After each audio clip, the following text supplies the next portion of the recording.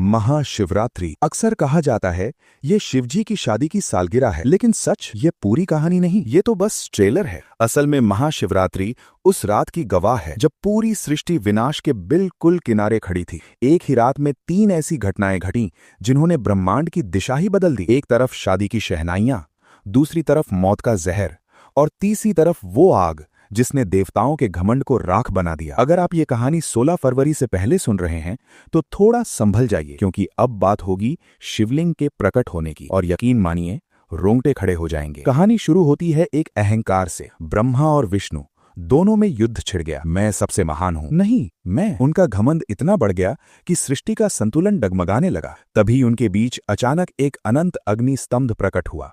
न उसकी शुरुआत दिखी न अंत।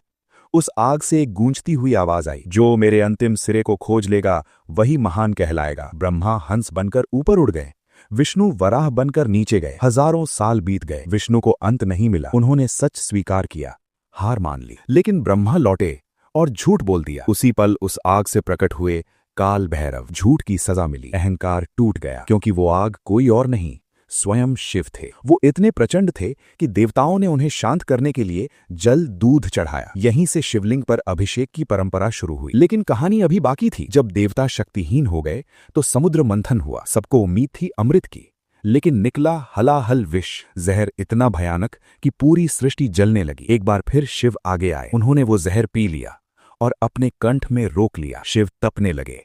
उनकी पीड़ा को शांत करने के लिए पूरी रात देवताओं ने गंगा जल, दूध, बेलपत्र चढ़ाया। उन्हें नींद न आ जाए इसलिए पूरी रात जागरण, भजन, गीत। यही वजह है कि महाशिवरात्रि पर हम पूरी रात जागते हैं। लेकिन रुको, ये रात सिर्फ डर और विनाश की नहीं है, ये रात प्रेम की भी है। जब सती ने अपने प्राण त्यागे, शिव टूट गए, वैरागी बन गए, समाधि में चले गए। फिर सती ने पार्वती बनकर जन्म लिया। हजारों साल तपस्या की सिर्फ अपने शिव को पाने के लिए, और आखिरकार महाशिवरात्रि की उसी रात वैरागी शिव फिर से दूल्हा बने। शिव और शक्ति का मिलन हुआ। तो इस 16 फरवरी जब आप शिवलिंग पर बस एक लोटा जल चढ़ाएं तो याद रखिएगा, आप उस अग्नि को शांत कर रहे हैं, उस जहर के दर्द को कम कर रहे हैं और उस प्रेम को नमन कर रहे हैं जिसने पूरी सृष्टि को संभाल रखा है।